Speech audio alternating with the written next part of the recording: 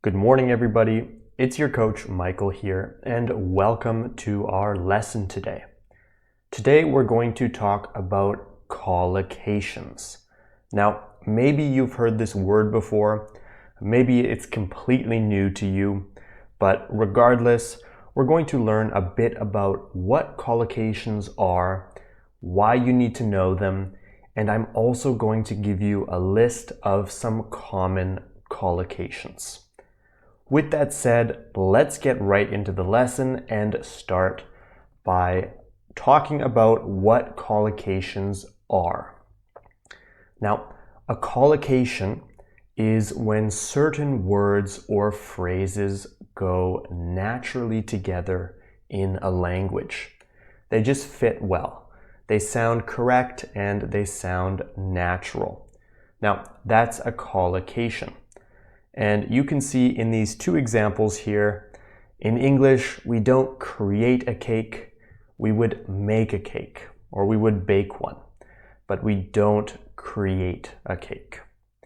And same with the second here, we call it fast food. Not quick food, but fast food. So there's no rule as to why it's like this, but this is just the way it is. This sounds very natural, very idiomatic, and it's considered correct English. Now, collocations obviously exist in other languages, but today we're just going to focus on English. Now, what happens if you don't use collocations correctly? Well, simply put, you won't sound natural. When you're talking to people, something will sound off. Something will sound wrong and just not correct and not natural. So again, that's why it's very important to memorize and to focus on learning collocations if you want to sound natural when you speak. And many collocations in English actually involve these three words: to do, to make, and to take. And many students confuse these words. The reason for this is actually because in other languages, often there's no difference between them. But in English, we use them differently, and this can cause problems for students. Now, how should you actually learn collocations? Well, unfortunately, the only way to learn collocations is to memorize them individually. There's no other way around it. It's just the way it is. You do need to memorize them. Now, if you've been with us for a while, you might remember the polyglot method. So all the polyglot method is a few techniques to memorize and retain new vocabulary. So some strategies to help you. You can use these for phrasal verbs, you can use these for idioms, but of course you can also use them for collocations. Now, some of these strategies you might remember include purposeful conversation, self-talk, example sentences, and flashcards. Now, if you haven't watched the masterclass on the polyglot method, don't forget to do that. I'm going to put a link to that in the description of this lesson, so you can watch that and study these strategies to help you memorize.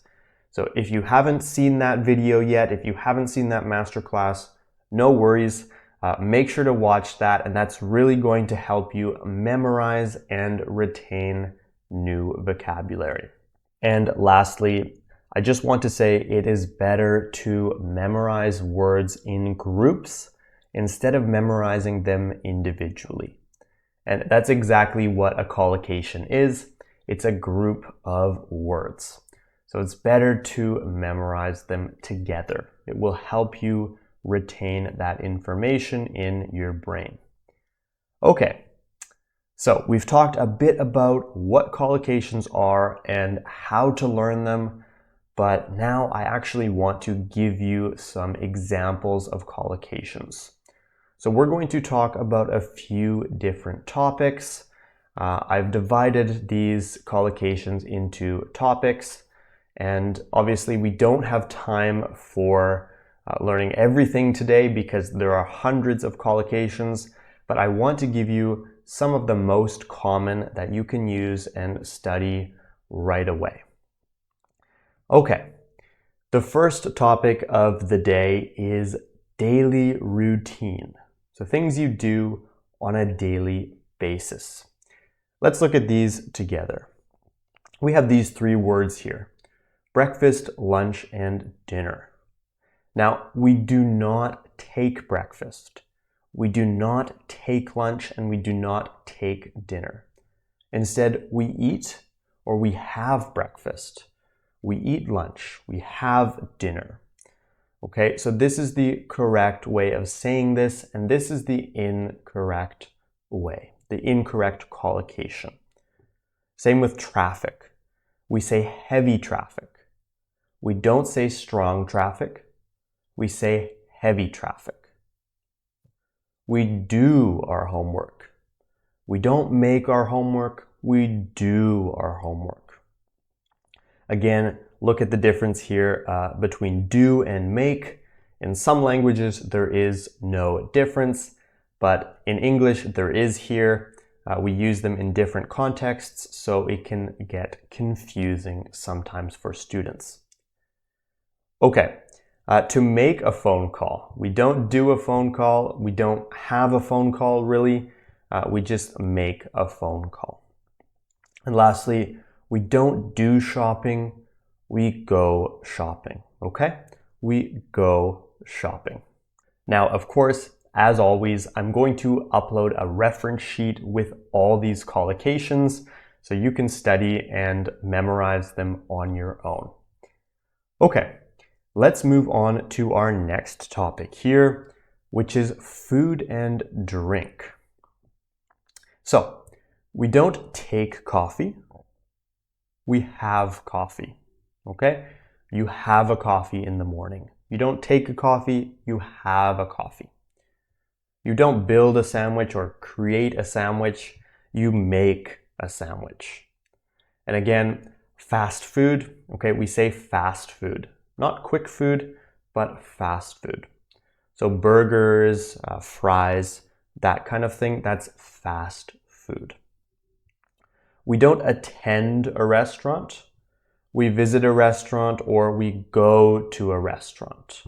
And to go to a restaurant is actually more common.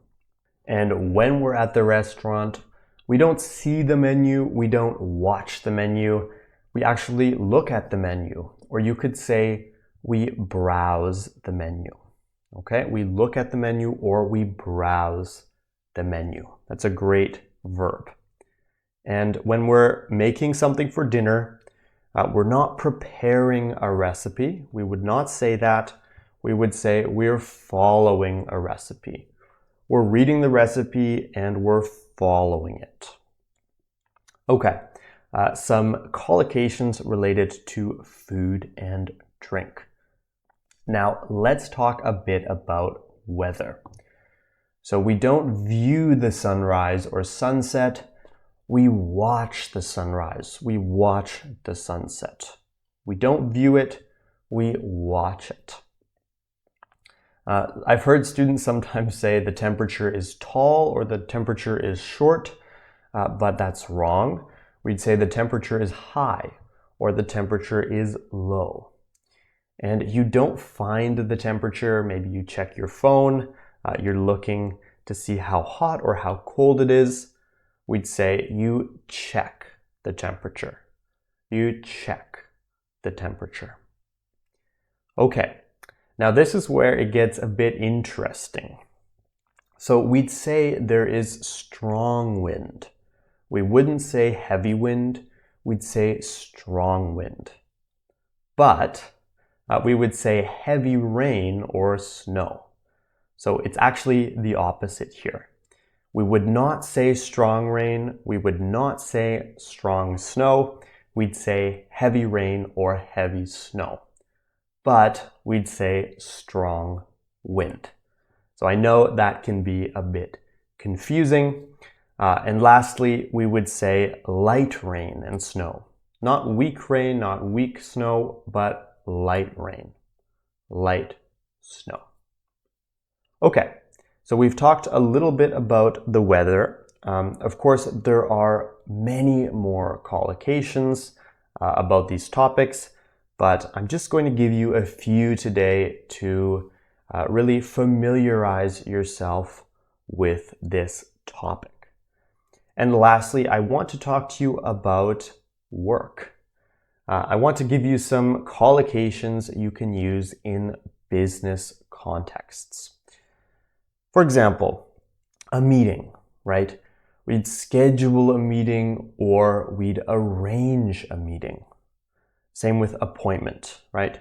You schedule an appointment, you arrange an appointment, you attend an appointment. You can also do this with a meeting as well. You can postpone, you can delay, or you can put off an appointment to later.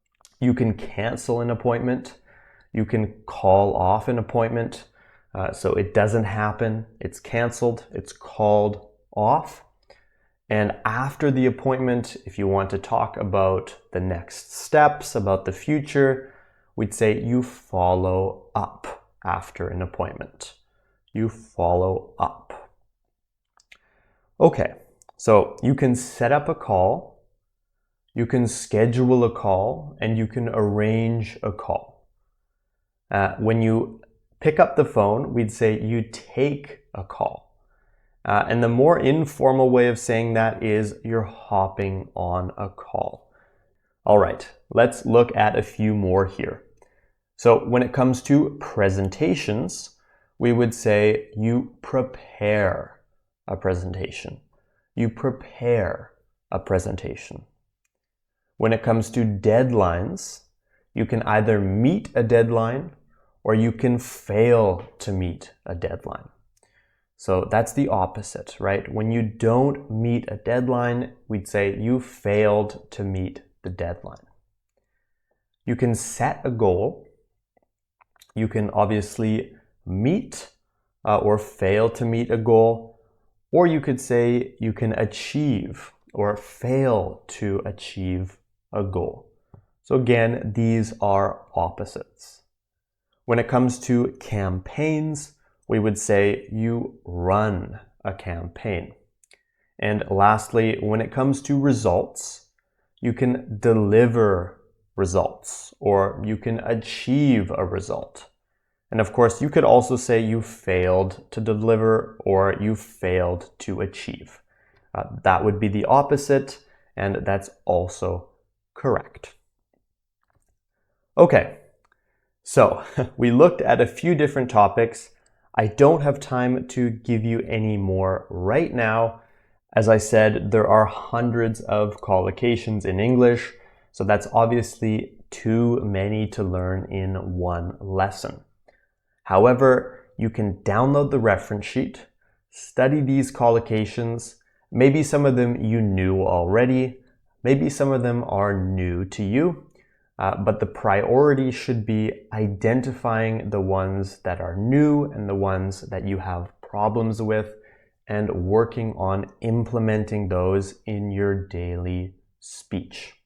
Now, I'm also going to put a link to the masterclass on the polyglot method, so you can watch that masterclass and you can learn some of the strategies to help you memorize not only these collocations, but also phrasal verbs, idioms, and vocabulary in general. I hope you found this lesson useful, and if you have any questions, just be in touch with me or a member of my team and we will be sure to help you. I hope you have a wonderful day and I will see you in the next lesson. Bye for now.